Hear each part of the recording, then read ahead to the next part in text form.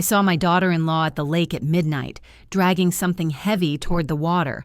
At first I thought it was trash, then I heard it. One soft, desperate sound that didn't belong to the night. The bag slipped from her hands and hit the water with a dull splash. She nudged it farther with her foot, like she was tucking the world back to sleep. My heart froze because 2 months earlier, I had buried my son. "Please," I whispered, though she couldn't hear me. "Please don't let it be what I think it is." I ran down the slope, grass wet against my feet, reached for the floating shape. The zipper fought back, soaked and swollen, until it finally tore. And what I saw inside made my body shake in a way I had never felt in 62 years. The phone in my hand kept recording, the red light blinking like a heartbeat I couldn't control. That night didn't end at the lake, it started there. My name is Evelyn Hart. I'm 62 years old, and until this year, I believed that love, real love, could survive anything. Grief, distance, even death. But I was wrong. It can't survive betrayal. Daniel was my only child. He had the kind of smile that made waitresses forget change and neighbors bring extra pie. When he married Emily 5 years ago, I thought he'd finally found someone who saw him the way I did. Gentle, curious, endlessly forgiving. She called me Mom from the very first day. I remember the way she said it, shy but deliberate, as if trying on the word to see if it fit. Our house had always been quiet since my husband passed, but when Emily moved into Daniel's old room, it came alive again. She filled the kitchen with music, humming while she cooked, leaving notes on the fridge, tiny reminders that she cared. Eat something warm. Don't forget your pills. It felt like love had given me back a daughter I never had.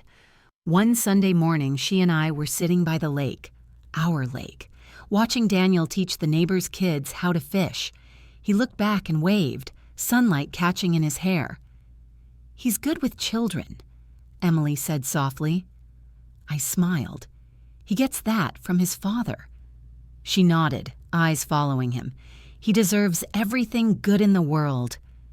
At that moment, I believed her. But perfect moments never last long enough to warn you when they're ending. A few weeks later, I began to notice small, quiet things. Her phone would vibrate and she'd leave the room.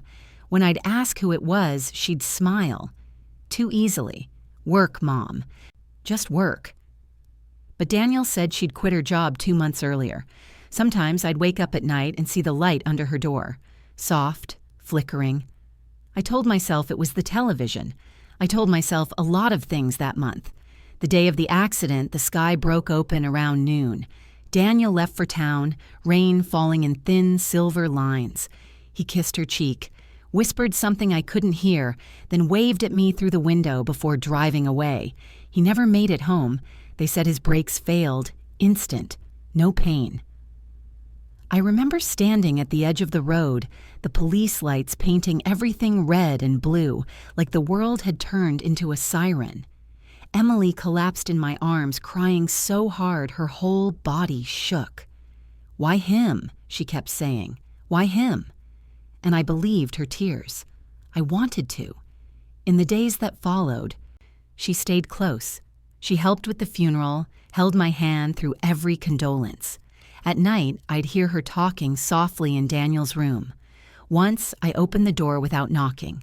She was sitting on the floor, holding one of his shirts to her face, whispering, "You promised me." When she saw me, she smiled like nothing had happened. "Just missing him," she said. I didn't question it. 2 months later, the world began to fade back into color. I started tending the garden again. She started going out again. "Therapy," she said. She bought new clothes, brighter lipstick, changed her hair. Grief looked good on her, too good. One evening, while making tea, I saw a paper slip from her handbag. Just an invoice from a repair shop, I thought. But the name stuck with me, Weston Auto Mechanics.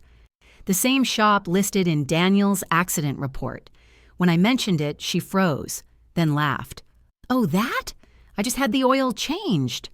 But her voice cracked on oil. It was small, almost nothing. but my instincts have survived longer than my husband did. That night, I dreamed of Daniel.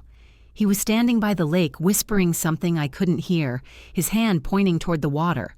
When I woke, I heard Emily downstairs talking on the phone. Her voice was low, sharp, almost intimate. She said one word before hanging up. Tonight. The next morning, I found muddy footprints by the back door. They led to the dock.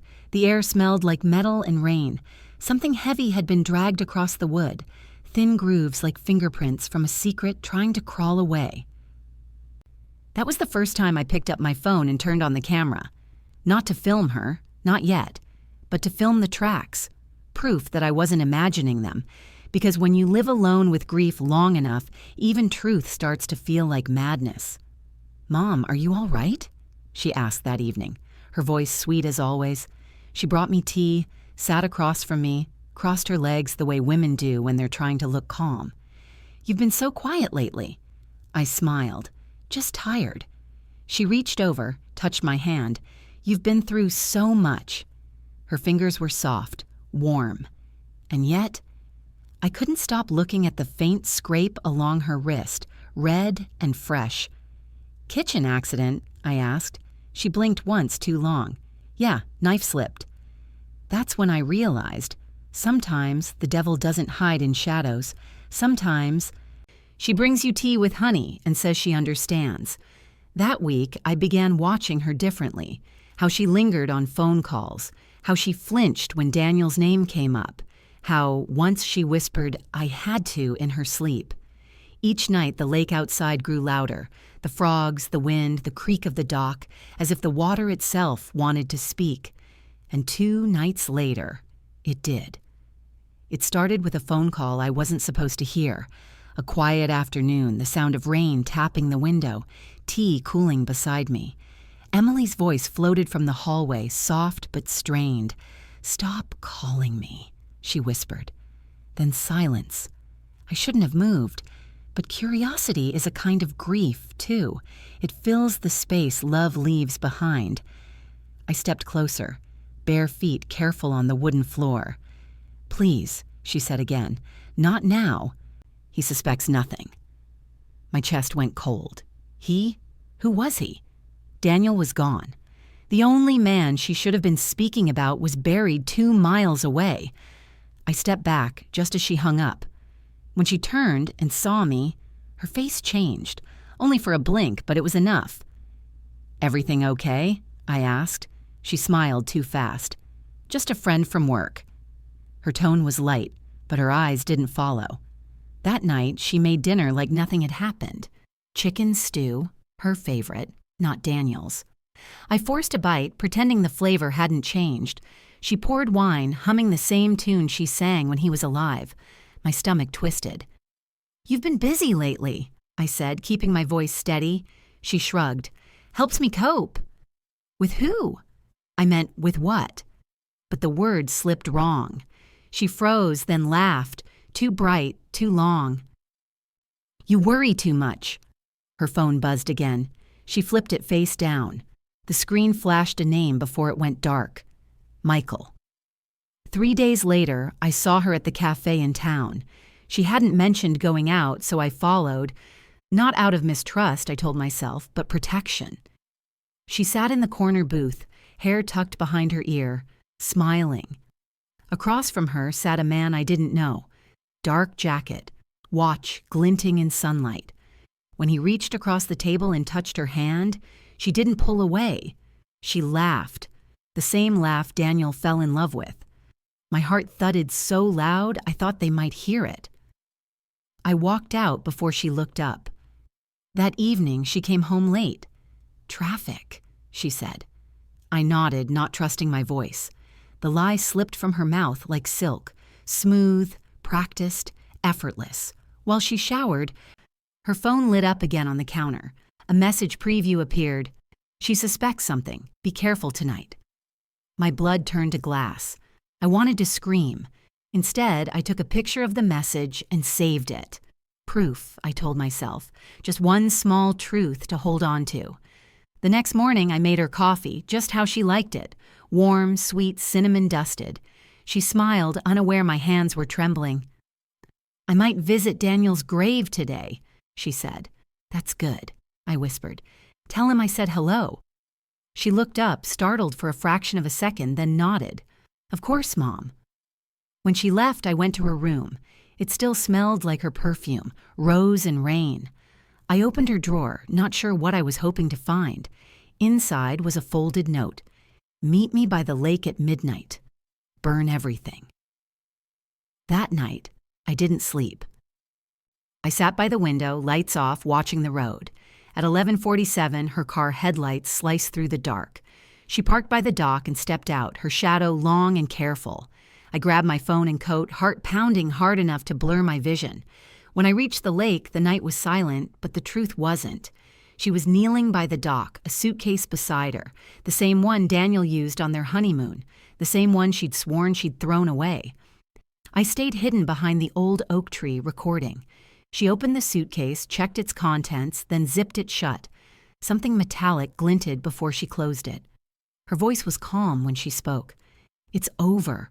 No one will ever know." Then she pushed it toward the water. I should have gone to her. I should have stopped her. But sometimes, grief doesn't make you brave. It makes you still. So I stayed where I was, phone in hand, heartbreaking a second time, recording the sound of justice drowning.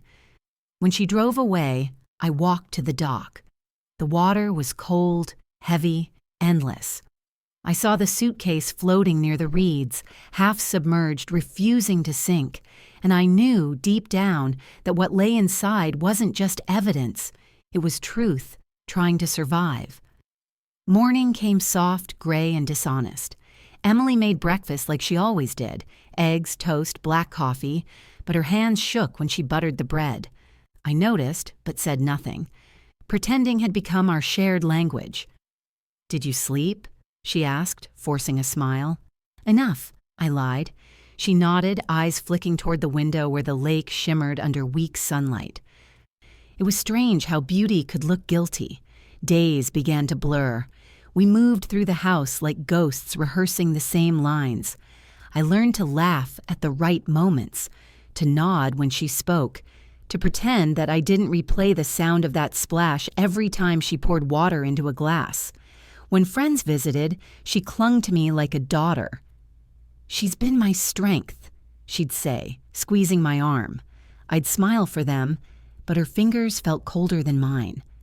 One afternoon, I found her outside, pruning Daniel's rose bushes. She was humming, soft, steady, the same lullaby. The thorns had cut her fingers, tiny red beads along her skin. "You should wear gloves," I said. She looked up, eyes wide and empty. "Pain helps me remember." She smiled when she said it, but her voice broke on the last word. I walked back inside, pretending I didn't understand. But I did. Pain also helps you hide. That night, I started my own routine. After she went to bed, I'd sit in the living room re-watching the lake recording. Every time, I noticed something new. How she looked over her shoulder twice before leaving. How she whispered into the dark before pushing the suitcase. The second whisper was clear now. It's for us. Us. Not him. Not me, us. A week later, she asked to borrow my car, said hers needed servicing. When she left, I checked her trunk. Nothing. But the floor mat was damp, the smell of algae faint but sharp. That's when I realized she'd gone back to the lake before asking me. Whatever she'd hidden, she wasn't done with it. When she returned, she brought groceries and a new bottle of perfume. Expensive, foreign, not her style. She smelled like guilt, pretending to be glamour. "You're quiet," she said that night. "Thinking," I replied.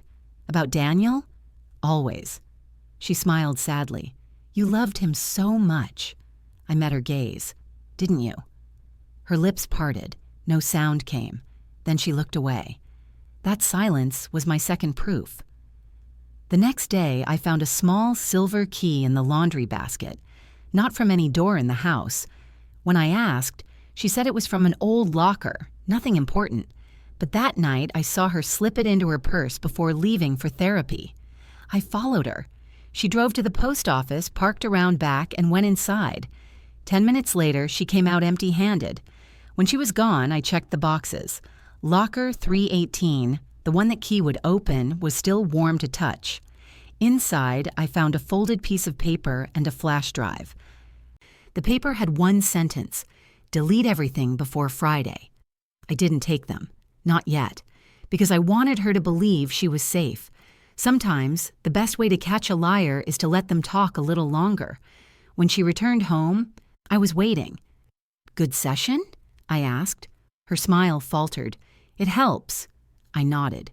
"Therapy usually does." For a second, I saw her panic flicker and vanish, like a match dying in wind. That night, I placed the key back in her drawer. Let her think I never saw it. People confess more when they believe they're clever, but there are things you can't fake forever. She stopped meeting my eyes at breakfast, stopped wearing her wedding ring, started humming less. Even her laughter sounded rehearsed, hollow, brittle. She was unraveling slowly, and I was patient enough to let every thread fall where it wanted. Sometimes I'd catch her staring at me when she thought I wasn't looking. There was no warmth left, just calculation. She was wondering how much I knew, and I was wondering how much longer she'd pretend. By the end of that week, our house had become a stage set. The same smiles, the same lines. But under every word, there was the sound of something ticking, truth waiting for its cue. I didn't have to search anymore. I just had to wait for the final crack. And when it came, I promised myself I'd be ready. The house felt heavier that Friday. Maybe it was the heat. Maybe it was guilt stretching across the walls. Emily moved slower than usual, as if every step carried a secret. I kept my distance, the way you do when silence becomes fragile. At breakfast, she smiled. But her eyes drifted to her purse again and again. That silver key was missing. She'd hidden it somewhere else. After she left for groceries, I began searching. Not out of anger, out of need. Grief needs direction. Mine had found one. In her closet, behind the dresses she never wore, I found a small tin box. Inside were papers folded, sealed with rubber bands, bank slips, insurance forms. Daniel's signature appeared on all of them, but the strokes were wrong, shaky, forged. The dates were worse. Every document had been signed after his death. My pulse stumbled. At the bottom, a receipt. Weston Auto Mechanics, dated 3 days before the crash. I remembered that name, the one she'd laughed off weeks ago. I pulled the phone from my pocket and started recording again. Old habit now. Evidence needed eyes. When she came home, I pretended nothing had changed. She set the bags down, humming faintly. Her perfume was stronger, expensive, foreign. I waited. "Did you find everything?" I asked. She nodded. "Mostly." I smiled. "Even the things you weren't looking for?" Her hands froze mid-air. Then she laughed, forced and brittle. "You always speak in riddles, Mom."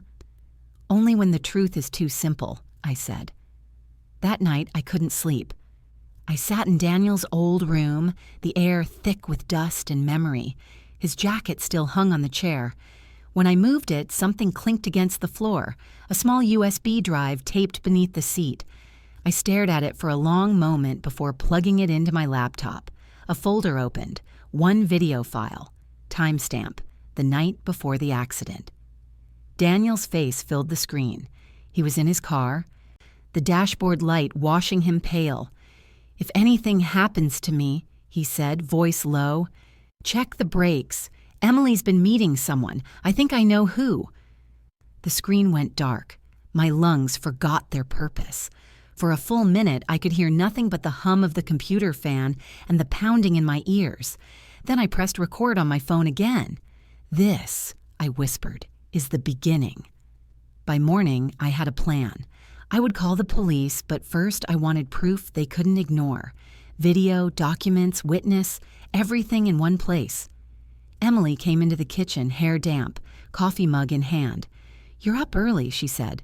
Couldn't sleep, I replied. She smiled, weary. Still thinking about him? Always. Her tone softened. You should move on, Mom. I looked at her over the rim of my cup. I will. After tonight. That evening, I followed her again. She drove the long road past the mill toward the same dock. Moonlight bent through the clouds, soft and cruel. She wasn't alone this time.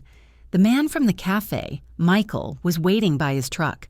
From the trees, I filmed them, hands shaking but steady enough.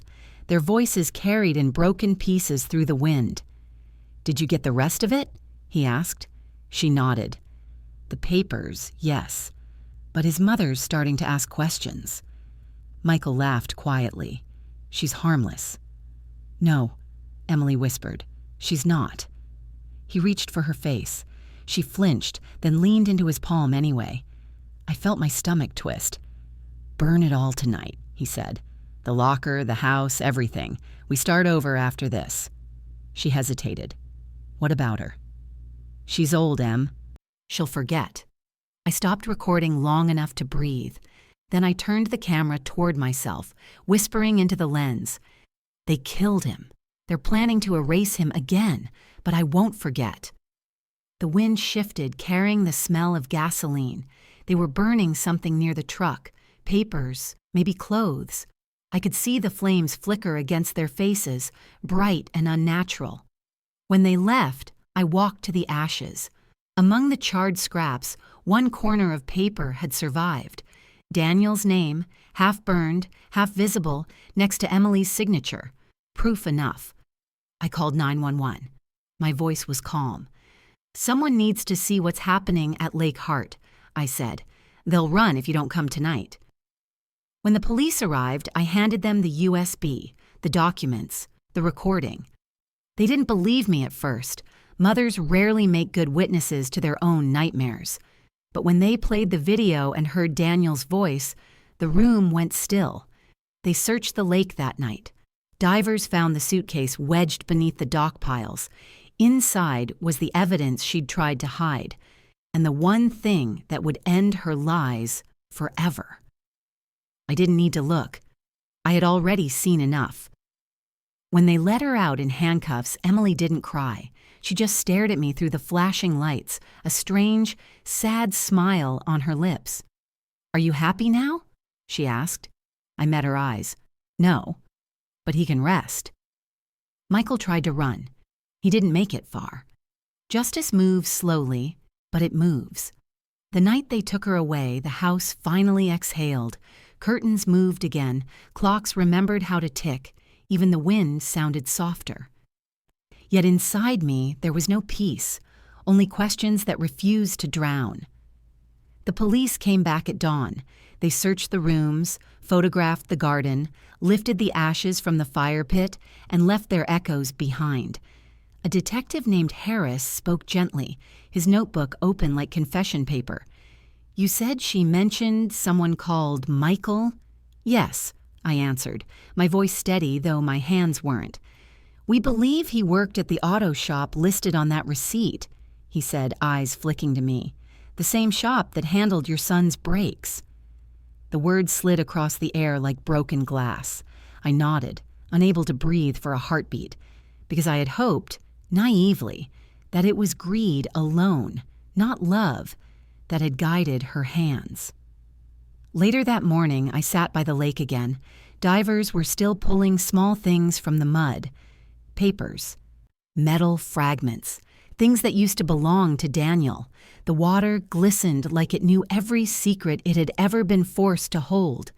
News trucks arrived by noon. Reporters whispered names they didn't understand. Neighbors gathered at the fence pretending sympathy but hungry for story.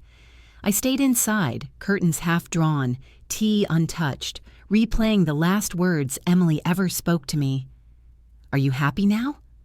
The question looped through my head, not accusation, but curiosity, as if she had truly wanted to know what justice felt like when it finally arrived. Detective Harris returned that evening, his face graver, his words slower. Mrs. Hart, we found something else in the suitcase. I didn't move. I just listened. A second phone, Burned, but not destroyed. We recovered partial messages. He read them aloud, voice flat yet heavy. Funds transferred, insurance cleared, flight booked for Monday. She's finally gone. The silence that followed tasted metallic, like fear left too long on the tongue. So it was money, I whispered. All this for money. Harris shook his head. Not just money, he said. She thought he was going to leave her. The policy, the account, it was all in her name after the changes. Your son had started to suspect. He confronted her the night he died. I closed my eyes. The world tilted. Grief rearranged itself into something colder than sorrow, something almost like understanding. When he left, I walked through the empty rooms, fingers trailing over photographs, frames tilted from too many days of dust. Daniel's laughter seemed trapped between the walls, soft and unreachable. I found his wedding picture on the mantel, wiped the glass, and whispered, "She loved herself more than she ever loved you." The next few days blurred into routine, statements, calls, papers to sign. But under every polite exchange, a deeper current pulled. Whispers about trial dates, about evidence, about how the town now saw me not as victim, but as story. At night, I wrote everything down, every date, every word, every smell. I wanted to remember, not because memory brings comfort, but because truth fades when it isn't written. Emily's lawyer called once. He asked for compassion, said she'd been manipulated, frightened, desperate. I listened until he said the word desperate, then hung up, because desperation doesn't sign insurance forms, it doesn't plan brake failures, and it doesn't smile while stirring coffee over a fresh grave. One afternoon, a small envelope arrived with no return address. Inside was a photo, Emily and Michael at the airport, laughing, sunglasses, freedom shining in their faces. The timestamp was the morning of Daniel's funeral. I stared at it until the edges blurred, until rage softened into clarity. They had almost escaped, almost rewritten history, and yet the lake had remembered what they tried to forget. That night, I walked to the water again, wind curling around me like breath. The surface was calm, deceptive. Moonlight scattered across it like truth, pretending to be peace.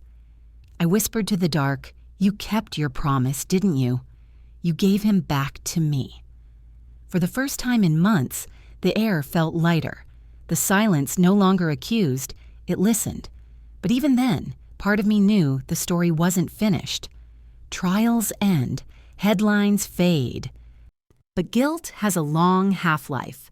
Somewhere out there were more names, more lies buried under paperwork and charm, and I wasn't done digging.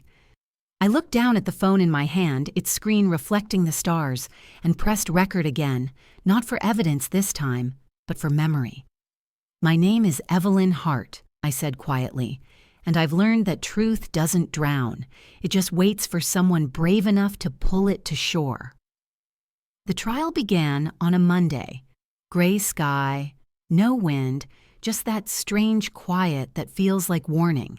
Like the world knows something awful is about to be spoken aloud. Emily sat at the defense table, hands folded neatly, hair pinned back like a schoolteacher, her eyes calm, rehearsed, empty of everything except survival. I watched from the second row, fingers clutching Daniel's wedding ring on a chain around my neck. The metal cold, grounding, real. When the prosecutor stood, his voice carried through the room like thunder inside glass. "Mrs. Hart," he said, "tell the court what you remember from the night of your husband's death." Emily took a breath, slow, careful, like she was choosing which truth to strangle first. "He was angry," she said softly. "He'd been drinking. I begged him not to drive." Her tone broke on begged, but her eyes never flinched. Lies, I thought. They always choose beautiful words. The prosecutor pressed, his voice sharper now. "Did you alter your husband's life insurance policy?" "No, that was Daniel's idea. He wanted me safe." "Did you meet a man named Michael Reed?" "Once or twice, for business." "Business?" "Yes, the garage, the repairs." The courtroom murmured. She looked down, pretending to cry, but not a single tear followed. It takes practice to fake grief. She'd had plenty. Then the video played. Daniel's recording, the one from his car. His voice filled the room, cracked, scared, real. "If anything happens to me, check the brakes." Gasps rippled through the benches, whispers snapping like sparks. Emily's hands trembled for the first time. Her mask cracked just enough for me to see the woman underneath, small, cornered, terrified of her own reflection. When the judge called for recess, Detective Harris approached me quietly. "We found more," he said, lowering his voice.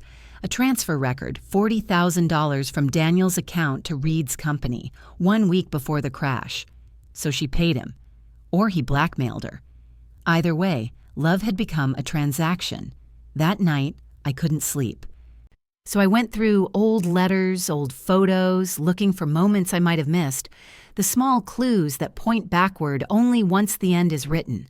In one picture, Daniel stood by his car, Emily laughing beside him, sunlight across their faces, and behind them, barely visible, Michael in the corner of the frame, watching, smiling. The photo had been there for years, yet I'd never seen the shadow in it until that night.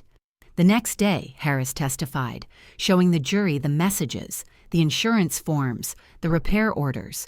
The courtroom filled with murmurs again. Truth, once spoken, has its own kind of music. "Mrs. Hart," he said, turning toward Emily, "do you deny meeting with Mr. Reed on the day your husband died?" "I do," she whispered. "Then how do you explain this?" He held up a photo from the mechanic's security camera, her car, parked behind the garage at 8:15 p.m., 2 hours before Daniel's crash. The silence that followed felt endless, like the air had forgotten how to move. When Emily finally spoke again, her voice was lower, almost pleading. "He was going to leave me," she said. "He wanted a divorce. I just wanted him to listen." "So you tampered with the brakes?" "No," she said quickly. "Michael did. I didn't mean for him to die." I wanted to stand, to scream. You meant every second of it, but my throat locked. Rage and pity fought in my chest until both went quiet. Because in that moment, watching her break, I realized she wasn't just evil. She was empty, hollowed out by envy, by fear, by that desperate need to never be left behind. When Michael took the stand, his arrogance filled the room. "She begged me," he said she couldn't lose the house, the money, her name. "And you helped her?" "I fixed the car, that's all." "Knowing what would happen?" "She promised she'd call it off, but she didn't." He smiled when he said it, that half grin of a man who still believed he controlled the story. But the truth doesn't belong to the guilty. It belongs to the ones left to live with it. By the third day, the evidence stacked higher than her lies. DNA on the tools, her fingerprints on the documents, her messages to him the night before the crash. "He's driving tomorrow, make sure it's done." The courtroom went silent again. Her lawyer stopped taking notes. Even the lights seemed dimmer, as if mercy itself had left the room. When the verdict finally came, it sounded softer than I expected. Guilty, manslaughter, conspiracy. Michael got more years than she did. Justice never measures pain equally, but it still weighs something. After the sentencing, she asked to see me. I almost said no. But curiosity, again, that cruel companion, made me go. They brought me into a small room, glass between us, air cold, still. She looked smaller now, her voice barely more than a whisper. "I didn't want to kill him," she said. "I just wanted him to choose me." "He already did," I said quietly. "He married you." She closed her eyes, tears finally real this time. "He was leaving," she said, "for someone else. I found out that day." "So you ended him." "I thought I was ending the pain." I leaned closer, my voice steady. "Pain doesn't end when you cause it, Emily. It multiplies." She looked at me through the glass, the reflection cutting her face in two. "Do you hate me?" I thought about it. About Daniel's smile, about her laugh, about the years we all pretended to be family. No, I said finally. Hate would mean you still matter. When I left, the sky outside had started to rain, soft and slow, the kind that feels like memory instead of weather. The reporters shouted my name, cameras flashing, but I walked past them, down the courthouse steps, the world both heavier and lighter at once. Somewhere behind those walls, Emily was crying for the first time, and I didn't turn back to hear it. It had been 3 weeks since the verdict, yet the house still spoke her name, whispers in the floorboards, perfume in the hall, the kind of haunting that doesn't need ghosts to feel real. Every morning I woke to quiet that didn't comfort, to sunlight that felt wrong, to the ache of a story half finished. People said justice was served. That closure would come, but closure is a word for strangers. Mothers don't close. They carry. One evening, I found Daniel's watch on the windowsill, still ticking, stubborn against time. The last thing he'd worn before that night, the last sound he'd ever trusted. I held it in my palm until the rhythm synced with my heartbeat, until the grief began to feel like pulse again. Detective Harris came by to check on me. Gentle voice, tired eyes. "You did the right thing," he said. "Did I?" "You found the truth." I smiled faintly, shaking my head. "Truth didn't bring him back," I whispered. "It just taught me how deep lies can grow when love waters them." He didn't know what to say. Most men don't when grief speaks in riddles. Before leaving, he placed a small envelope on the table. "Something from evidence. They said you could have it back." Inside was Daniel's old phone, cracked but intact, the one they'd taken the night of the arrest. I charged it out of instinct, maybe hope, maybe habit. When it finally blinked to life, there was one unsent message draft, saved the night he died. "Mom, if anything happens, check Emily's drawer. I love you." My knees gave out. The phone clattered to the floor. I pressed my hand over my mouth to stop the sound. Even in his last hours, he'd been protecting me. That night, I went to the lake one final time. The water was calm again, pretending innocence. The moon stretched thin like a scar across its surface. I sat at the edge with his watch in one hand and my phone in the other, the recording from that night still saved, still clear, still unbearable. When I pressed play, his voice and hers tangled through the air, the sound of love curdled into conspiracy, and I realized something I hadn't before, that forgiveness and fury can share the same breath, that you can pity someone and still want them erased from memory. The town had moved on, but they still watched me. The widow's mother, the tragic survivor, the woman who filmed her own justice. At the grocery store, whispers followed me through aisles. "That's her. The one with the video. The mother who recorded the lake." I smiled politely, sometimes even nodded. People like stories of more than truth. They forget that every story costs someone a heartbeat. A week later, I received a letter from the prison. No return name, just a neat handwriting I recognized immediately. Emily. My hands trembled before I opened it. "I see your face every night," she wrote. Not in anger, but in understanding. "I know now what I destroyed, not just Daniel, but the home that made him gentle. I'm sorry."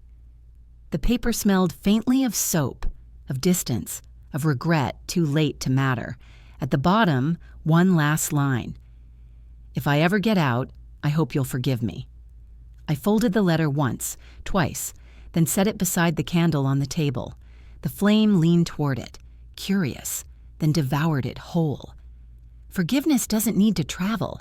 Sometimes it just needs to burn. But as the paper turned to ash, something inside me loosened. Not peace, exactly, but release. A small mercy that grief had finally earned.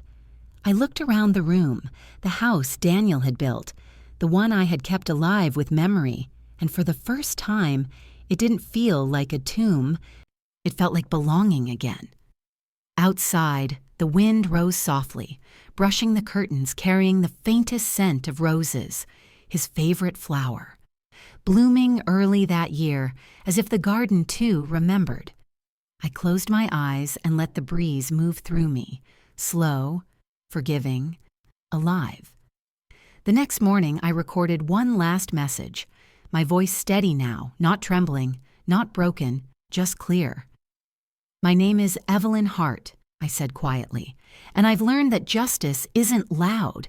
It's patient. It's the sound of truth waiting beneath silence. And when it finally speaks, it doesn't shout. It whispers. I told you so." 3 days after burning the letter, the world felt lighter, but not cleaner. There was peace, yes, but it tasted thin, artificial, the kind you buy when truth is half sold. I kept thinking about the last line she wrote, "If I ever get out." That sentence itched under my skin, like a warning that justice had been borrowed, not earned. So I visited the courthouse. Just once, I told myself, just to see the files, just to close the chapter properly. But curiosity is never small. It's a door that only opens inward. In the dusty archive room, I found a folder stamped "Secondary Evidence," not used. Inside were photographs, the kind the prosecution never showed in trial. One caught my breath mid-air. A crime scene still of Daniel's car, and under the brake pedal, a small torn piece of paper stuck to the floor mat. It read, "Meet me before he leaves." The handwriting was hers, the same slant, the same curve, the same ink she used in her letter. My pulse quickened, because that note didn't just whisper guilt, it screamed intent, and intent was murder. I called Detective Harris that same evening, my voice steady, my heart not. "I think you missed something," I said. "Mrs. Hart, the case is closed." Then reopen it because I just found her signature where it never should have been. He paused, the silence thick, then finally, "I'll come by in the morning." That night, I didn't sleep. I sat in Daniel's old room again, the moon cutting through the window, and for the first time in months, I didn't feel small. I felt ready. Justice had been polite the first time. Now it would be precise. 3 days after burning her letter, the world pretended to move on, but I didn't. Peace had felt too light, too quiet, like a lie told in soft tones. Her last words haunted me. "If I ever get out." They weren't apology, they were promise, and promises from liars are never empty. So I went back to the courthouse, told myself I only needed to close the file, one last look at what was already finished. The clerk barely noticed me. Grief makes women invisible, which was exactly what I needed to be. In a corner of the archive room, I found a box marked "Secondary Evidence," not used. Inside, old photos, half-burned reports, and then one image that pulled the air straight out of me. Daniel's car, the floor mat, and wedged beneath the brake pedal, a small torn note, her handwriting clear even through the dirt. "Meet me before he leaves." It was dated the night before the crash, not after, not during, before. That wasn't grief, that was planning. I called Detective Harris before I could even think. "You missed something," I said. "Mrs. Hart, the case is closed." "Then open it again before she walks out and does this to someone else." He arrived the next morning, weary eyes, careful tone. But when I showed him the photo, the mask of procedure slipped from his face. "This changes everything," he murmured. "Then let it," I said. 2 months later, the retrial began. The crowd was bigger this time, reporters hungry, cameras glowing, the smell of sweat and curiosity thick in the air. Emily walked in, hands cuffed, but head high, the same actress in a different act. Her smile was smaller, her fear better hidden, but I could still see the flicker of confidence, the belief that charm might save her twice. Not this time. The prosecutor's voice was calm, but his words cut clean through the courtroom hum. "The defense once called this an accident, but new evidence proves otherwise. This was not grief, it was greed. This was not loss, it was murder." Emily's lawyer rose, his tie trembling slightly under the lights. My client was manipulated, coerced by a man named Michael Reed. She never intended to harm her husband. I almost laughed, because intent had already spoken, in ink, in whisper, in the way she looked at Daniel's grave without a tear. Detective Harris took the stand next, voice even, eyes steady, the photo projected behind him. He pointed to the note, to the date, to the fingerprints. Her fingerprints. "This was recovered from the victim's vehicle," he said, confirming prior contact and intent. Emily shifted in her seat, one hand gripping the table so hard her knuckles turned white. "It's not mine," she blurted. "The handwriting—" "Matches your prison letters," Harris interrupted quietly, and then came the final strike. He lifted a small recorder. Old, scratched, familiar. Mine. The one I used that night by the lake, the one that had slept in an evidence locker until now. The audio played, and the world fell silent. Her voice drifted through the courtroom speakers, soft, certain, unafraid. "It's over. No one will ever know." Gasps broke like waves. Someone whispered a prayer, and I felt Daniel's absence thrum like heartbeat in the walls. When Emily finally spoke, her words came brittle, splintered. "He was going to leave me," she cried. "He loved someone else." "So you killed him?" the prosecutor asked. "No, I didn't mean, intent isn't a mistake," he said, voice low. "It's a choice." She looked at me then, eyes wide, red, desperate. "You hate me," she whispered. "No," I said softly. "I remember you." Her jaw tightened, but her mask cracked, and in that tiny fracture, I saw the truth spill out. The kind of truth that can't be denied once light finds it. The verdict came before sunset. The jury didn't need long. When they returned, the foreman's voice trembled, but the word itself was steady. Guilty. First-degree murder.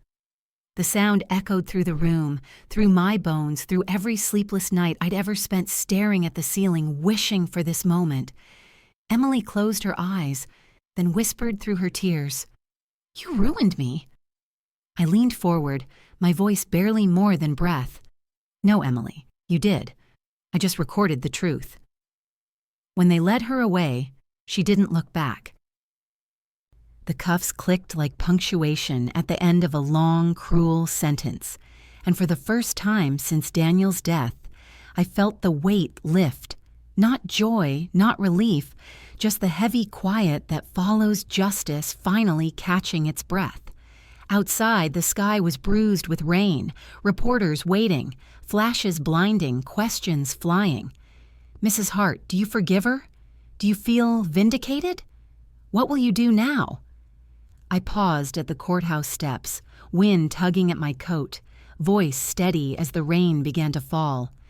"Forgiveness is mercy, and mercy is for those who repent. She never did, so I won't." I walked away before the next flash. That night, I returned to the lake one final time. The water was still again, as if the world had finally exhaled. I tossed a single rose into the reflection, watched it drift toward the center. Soft petals trembling in the ripples. "My son can rest now," I whispered, "and she will never sleep again." Justice doesn't feel like peace. Not at first. It feels like the air right after a storm. Heavy, still, real. When the verdict was announced, people said I looked relieved, but relief isn't the right word. It's something colder, sharper, like the silence that comes when noise finally dies. I didn't go home that night. I sat in my car outside the courthouse, watching people leave, their umbrellas glowing under the rain, their faces curious, tired, unaware of what it takes to sit through years of lies and walk out still standing.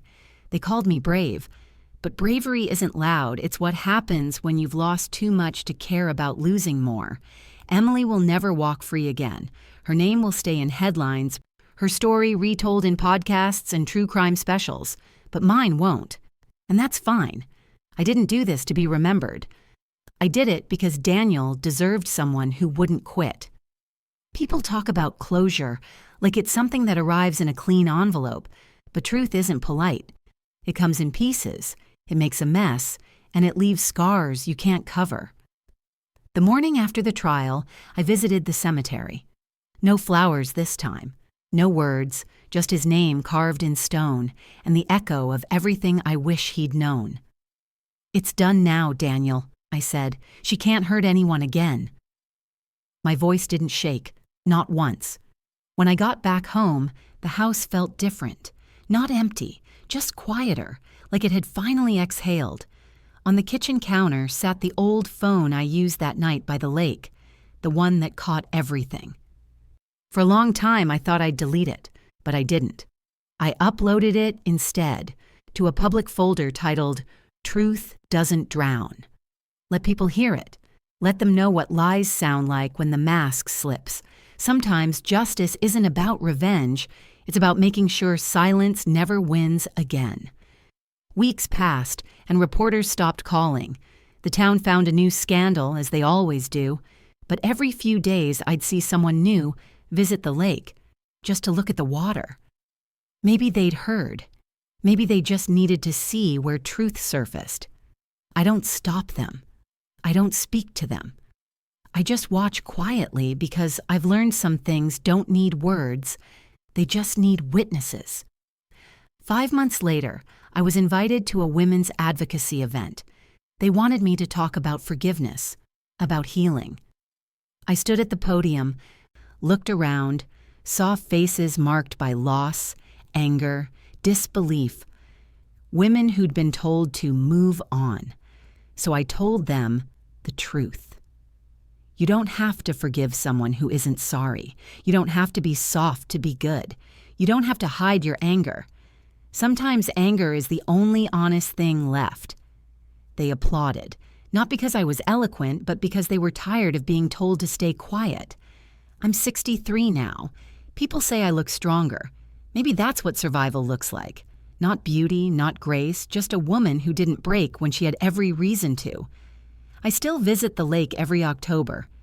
I stand at the edge, watch the ripples spread out, and I don't think about her anymore. I think about him, about how truth took its time, but it came. If you've ever trusted the wrong person, if you've ever been told to stay silent, this story is for you. Stay till your truth surfaces, because one day it will. Did you like my story? Tell me in the comments, and let me know which city you're listening from. I love seeing where my stories travel.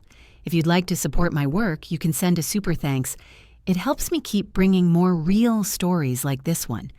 Thank you so much for your kindness and for spending your time with me today. There's so much more waiting on my channel, so don't forget to subscribe before you go. With love and respect, I'll see you in the next life story.